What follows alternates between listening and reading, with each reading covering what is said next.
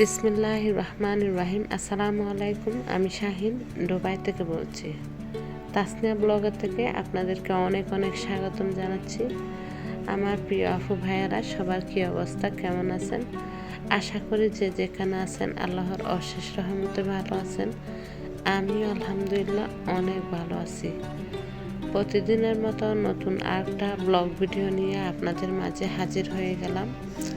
আশা রাখতেছি আজকের ভিডিওটা আপনাদের কাছে খুব ভালো লাগবে।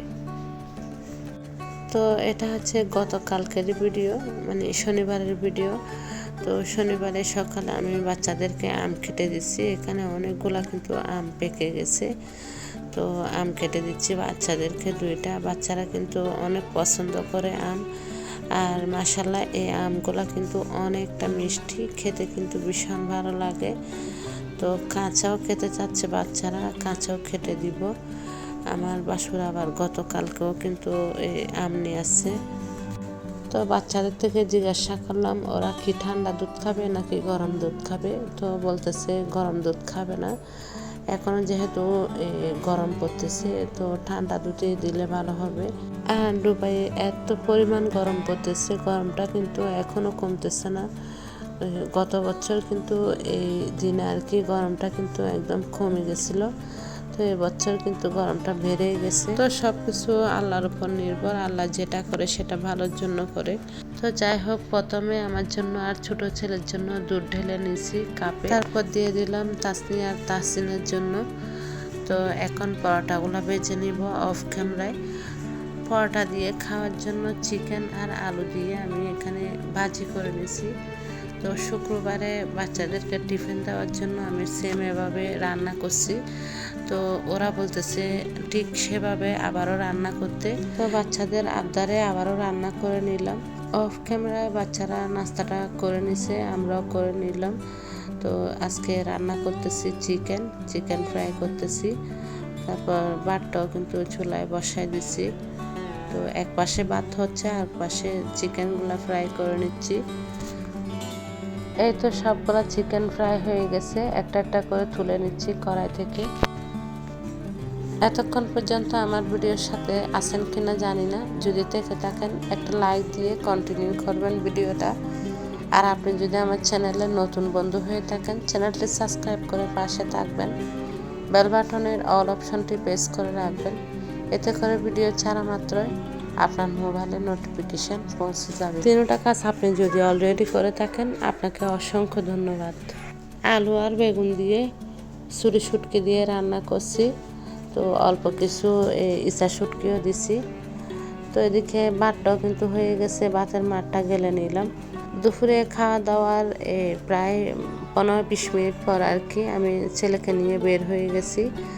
তো বাহিরে কিন্তু দেখেন প্রচুর পরিমাণ রোদ।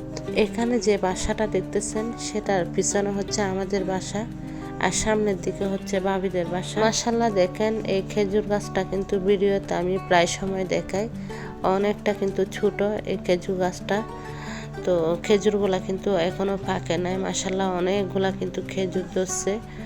তো বাহিরে প্রচুর রোদ হওয়ার কারণে আর কি ভিডিওটা তেমন একটা ভালো হয় নাই।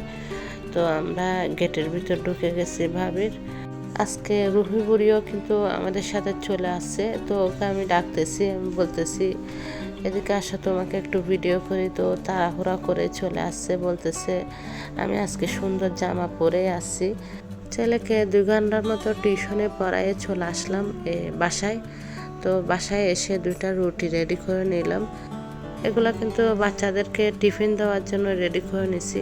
গতকালকে তো বাচ্চারা স্কুলে যাবে, কালকে তো সোমবার, শনি রবি 2 দিন কিন্তু বন্ধ পাইছে ওরা। তো রুটিটা কেচি দিয়ে কেটে নিছি, এখন শীতটা রেডি করে নিচ্ছি। একটা একটা করে সমোসা বানিয়ে নিব। এখানে প্রায় 8টার মতো সমোসা বানিয়ে নিছি। তো এগুলা নর্মাল ফ্রিজে রেখে দিব। আসলে বাচ্চাদেরকে টিফিন দিলে এক একদিন এক একটা রেডি করে দিতে হয়।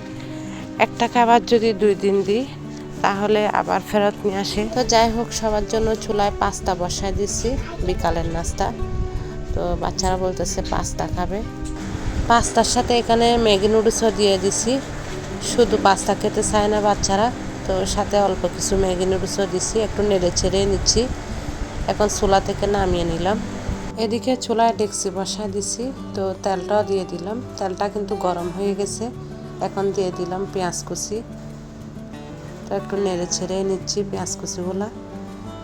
এবার দিয়ে দিব টমেটো কুচি,